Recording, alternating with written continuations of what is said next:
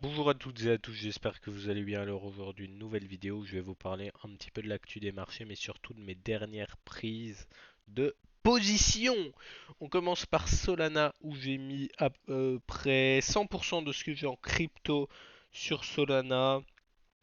Alors j'ai eu une entrée de cash, donc j'en ai profité pour me positionner sur le Solana. Mon objectif est plutôt à long terme.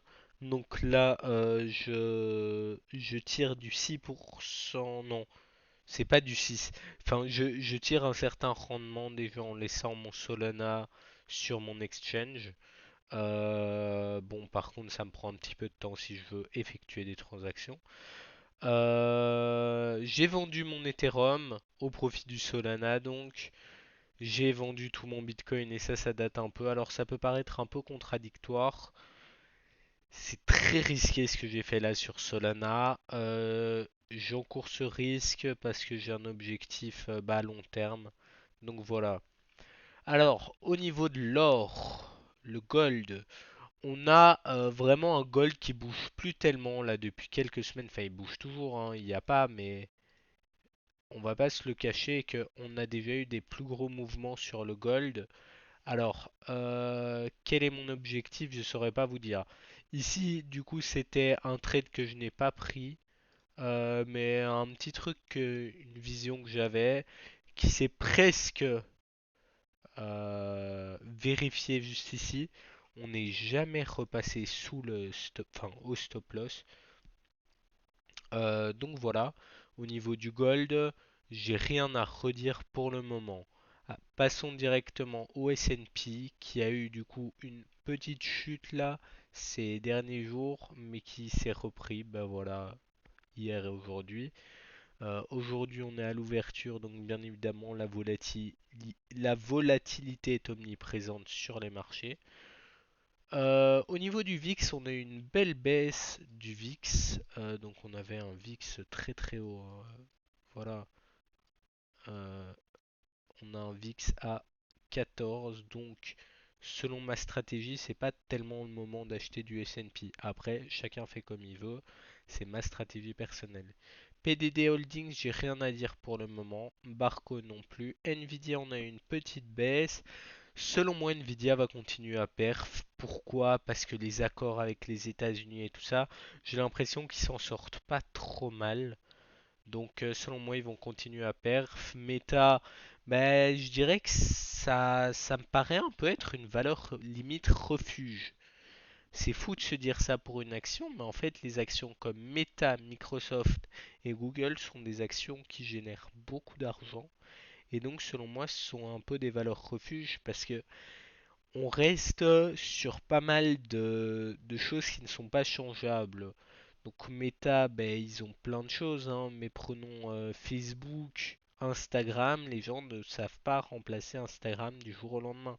Les gens ne savent pas s'en détacher du jour au lendemain. En fait, très difficilement. Parce que quoi? Parce qu'on a la famille, on a les amis, on veut rester en contact. De même pour Facebook. Google, bah, je pense qu'à peu près tout le monde aujourd'hui utilise des services Google. Toi le premier si tu regardes cette vidéo sur YouTube. Au niveau d'Exmar, eh ben, ça c'est très bon là, la montée à 10 euros de l'action. Parce qu'il y a quelques minutes, on était relativement bas et je pense que je vais procéder à la vente une partie de mes actions étant donné que j'ai un dividende payable en actions ou en argent, je privilégierais, enfin j'ai privilégié les actions étant donné qu'il était plus rentable pour moi de vendre au cours qu'il y avait ce jour-là. Je sais pas si les actions seront cotées de la même manière, ça ce sera à voir. Mais voilà, au niveau d'Aventium, j'ai rien à dire pour le moment. United Microelectronics non plus. On va repasser en H4. J'ai vraiment rien à dire là-dessus. Umicore, on a une belle montée. Là, on est sur un plat. À voir. Nexity est bien monté, à bien perf par contre. J'ai pas d'avis dessus. Footlocker est bien remonté. Pour être honnête avec vous, j'avais même pas capté que c'était autant remonté. Dans ma tête, c'était... En fait, je savais même pas où on était Basic Fit. Intel est bien remonté par contre. DHL suit bah, plus ou moins le pétrole, hein, comme d'hab. Cofinimo reste très stable à 75 euros. Basic Fit est pas mal descendu, mais là est en train de remonter. Alors, à voir pour Basic Fit, je prendrai peut-être des nouvelles positions dessus. Mondelez est pas mal descendu, voilà, bah avec les résultats, je suppose, ouais. Euh, le pétrole est toujours, bah, ici on va prendre le WTI.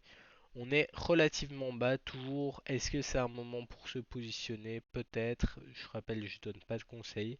Si tu as une question ou quoi que ce soit, n'hésite pas à la poser en commentaire. En description, tu as le Discord. Je t'invite à le rejoindre si tu veux en apprendre plus sur la finance. Je te dis à la prochaine. Ciao.